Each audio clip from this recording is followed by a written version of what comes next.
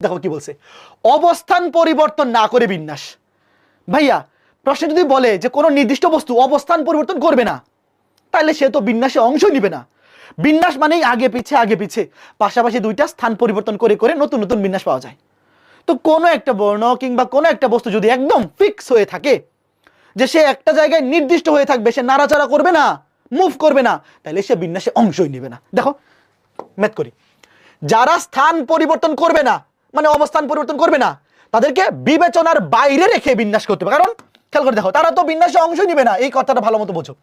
যে নড়াচড়াই করতে পারবে না, তার থেকে তো আমরা কোনো বিন্যাসে পার্টিসিপেশনই পাবো না, সে অংশ নিবে না, সে বিবেচনার বাইরে। যেমন দেখো কি বলছে, স্বরবর্ণগুলোর স্থান পরিবর্তন না করে, দেখো স্বরবর্ণগুলোর স্থান পরিবর্তন করবে না।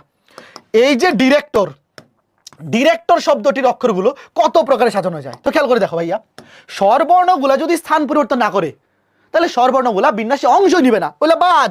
ভাইয়া স্বরবর্ণগুলা বাদ দিয়ে দাও, অংশ নিবে শুধু ব্যঞ্জন বর্ণ। লেখো ব্যঞ্জন বর্ণ, ডি আর সি টি আর, এই দেখো, তাহলে বিন্যাসে অংশ নিবে শুধুমাত্র ব্যঞ্জন বর্ণ। এরা স্বরবর্ণগুলা স্থান পরিবর্তন করবে না, মানে এরা ফিক্স হয়ে থাকবে, এরা আগে পিছে যাবেই না, তো ওরা বাদ, বিন্যাসে ওর কোনো পার্টিসিপেশনই নাই। তাইলে বিন্যাস হবে শুধুমাত্র এদের। তাহলে আছে কয়টা, 1 2 3 4 5টা, মোট আছে 5টা, 5 ফ্যাক্টোরিয়াল।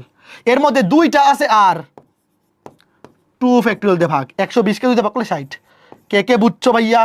এমন মজার ম্যাথ। এইটাও দেখো সৃজনশীলে আসছিল, বরিশাল বোর্ড 19-এ সৃজনশীলে আসছে। পরীক্ষায় যদি এটা কতে আসে, কতে আসলেও তো ব্যাখ্যা লেখা লাগে না, বাট যদি খ কিংবা গতে আসে, তুমি বাংলায় লিখবে এভাবে, স্বরবর্ণগুলো যদি স্থান পরিবর্তন না করে, তাহলে তারা বিন্যাসে অংশগ্রহণ করবে না। তারপর লিখবে এখানে ব্যঞ্জন বর্ণ আছে 5টি, যাদের মধ্যে 2টি আর, সুতরাং মোট বিন্যাস 5 ফ্যাক্টোরিয়াল ডিভাইড বাই 2 ফ্যাক্টোরিয়াল। এই কথা বুঝছো কে?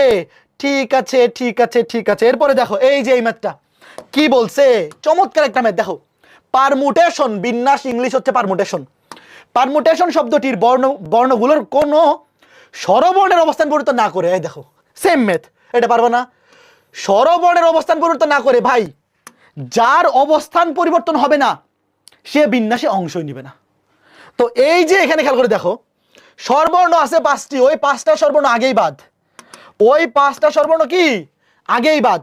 তুমি আগে ব্যঞ্জন বর্ণগুলো খুঁজে বের করবে। দেখো স্বরবর্ণগুলো বাদ, স্বরবর্ণগুলা কি বাদ, তুমি খালি ব্যঞ্জন বর্ণগুলো খুঁজে বের করো। লিখবা এমনি যে এখানে ব্যঞ্জন বর্ণ আগে এইভাবে লিখবা। দেখো ব্যঞ্জন বর্ণ আছে কয়টা, P R M T, P R M T T, M T T N. দেখো এই যে মোট ব্যঞ্জন বর্ণ আছে কয়টা, খেয়াল করে দেখো মোট ব্যঞ্জন বর্ণ আছে কয়টা, গুণে দেখো এখানে লিখাই আছে 6টা, 1 2 3 4 5 6। তাইলে এদের মধ্যে বিন্যাস হবে, স্বরবর্ণগুলো বিন্যাসে অংশ নেবে না। তাহলে 6টা ব্যঞ্জন বর্ণ 6 ফ্যাক্টোরিয়াল, তার মধ্যে দেখো 2টা আছে টি, 2 ফ্যাক্টোরিয়াল দিয়া ভাগ। তোমরা কি বুঝতেছো ভাই যে এইগুলোর মতো সহজ ম্যাথ আর এই দুনিয়াতে হইতেই পারে না? 360, এইটাই হচ্ছে অ্যান্সার।